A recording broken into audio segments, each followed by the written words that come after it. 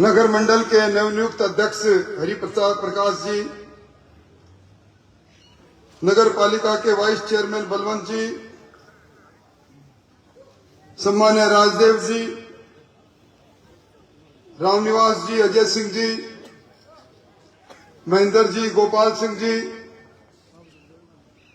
अन्य मेरे सामने मंच पर विराजे सरपंचगण प्रमुख सम्राट वरंद और आज इस ऐतिहासिक करणी माता चौक के अनावरण के अवसर पर इतनी बड़ी संख्या में, इतनी बड़ी देर से यहां विराजित सभी समाज और मां कर्णिकों के मानने वाले सभी सम्राट नागरिक वृंद और नौजवानों, मेरे पास शब्द नहीं, कौन से शब्दों में क्षमा याचना करूं। कल बाड़मेर में था, रात्रि की ट्रेन पकड़कर जयपुर पहुंचा, 1:30 बजे 2 बजे ट्रेन पहुंची। सुबह इच्छा थी कि जल्दी निकलकर भागूं, पर इन दिनों में इन स्थानांतरणों का दौर चल रहा है। निकलते निकलते आते आते इतना विलंब हो गया कि क्षमा याचना करते हुए भी मुझे थोड़ी शर्मिंदगी महसूस हो रही है। मैं इस अवसर पर सब उन भामाशाहों को धन्यवाद देना चाहूंगा।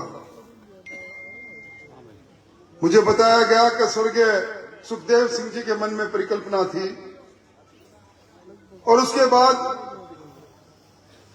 बहुत से लोग इसमें जुटे। कई लोगों ने अपने पुरुषार्थ से अर्जित धन में से धन लगाकर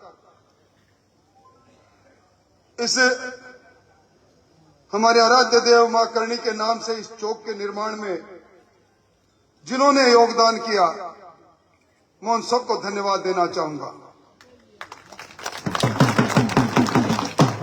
हम सब लोग जब जन्म लेते हैं तो उसके साथ ही एक भावना जागृत होती है कि माता जी की कृपा है, ईश्वर की कृपा है, प्रभु की कृपा है, उस अनंत में बैठी उस सर्वशक्तिशाली शक्ति की कृपा है कि हमें मानव देह मिली है। हमारे परिवार में किसी बच्चे ने जन्म लिया है, किसी बच्चे ने जन्म लिया है। हम जो भी कर्म करते हैं, कहते हैं कर्म के साथ धर्म भी चलता रहता है। कर्म, धर्म और अध्यात्म,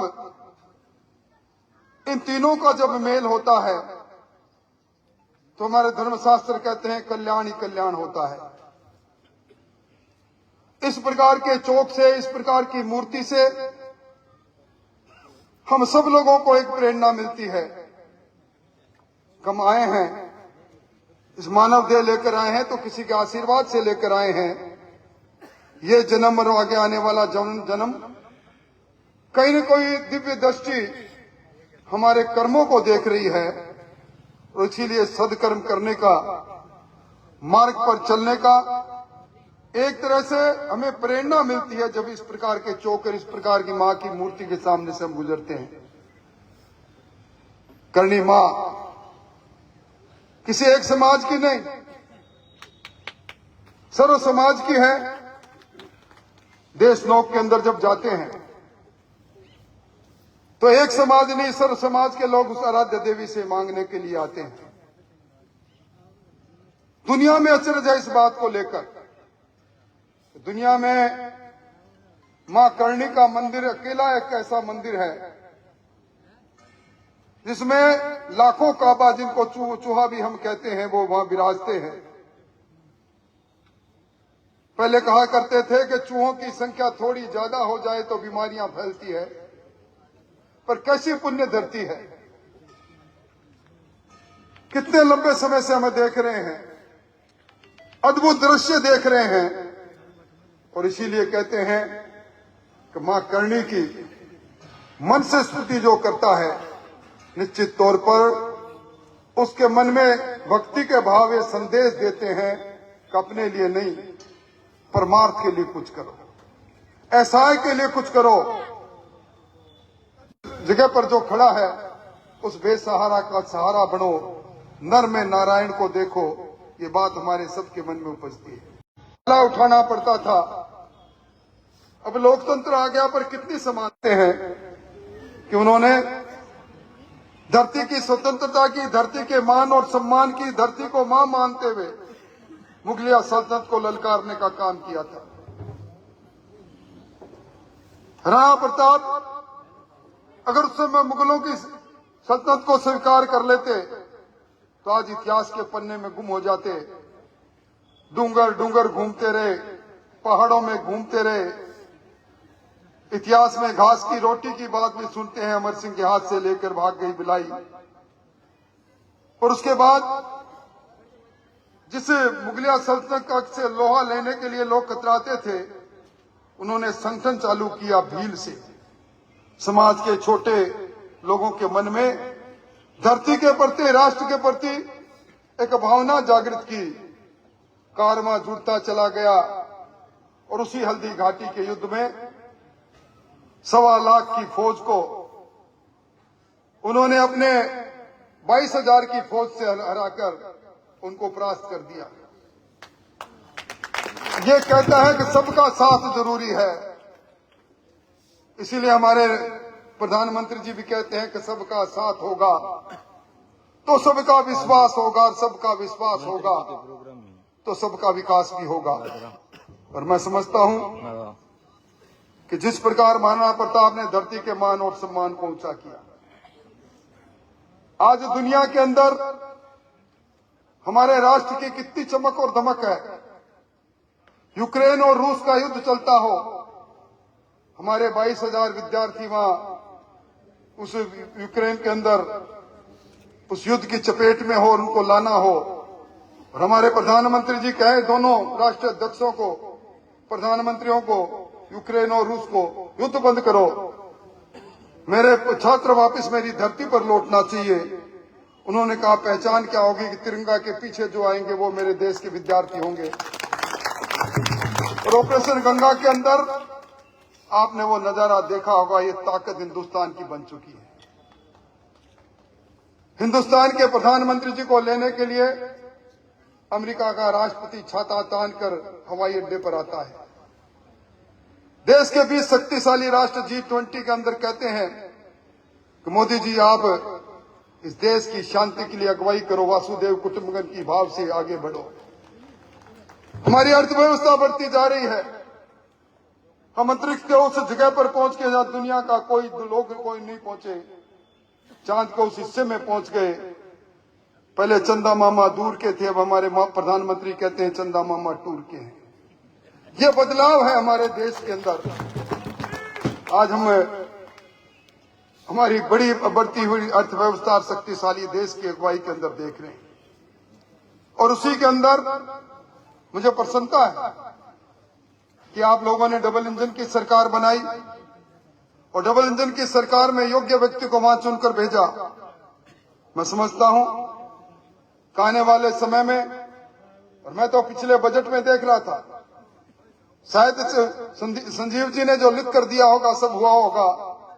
और अभी सरकार भजनलाल जी की सरकार पहले गियर दूसरे गियर में चल रही थी, टॉप गियर में तो अब चल रही है।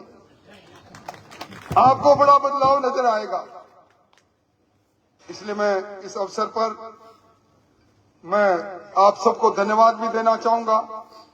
और आज ऐतिहासिक मौका है, शीला जी की अध्यक्षता में हम सब लोग उस सपने को पूरा कर रहे हैं जो सपना सुखदेव सिंह जी ने देखा था कि इसे व्रत रूप में इस पूरे इलाके का हो, और इसके कण कण के अंदर अन्नदाताओं का योगदान है, सर्व समाज के लोगों का योगदान है, सब लोगों का योगदान है।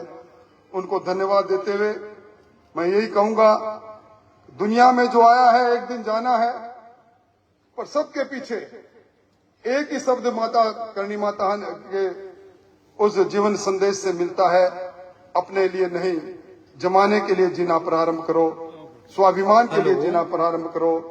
और कहते हैं कल संगठन में शक्ति वही है, संगे शक्ति कलयुगे, एक जाजम पर बैठना चालू करो।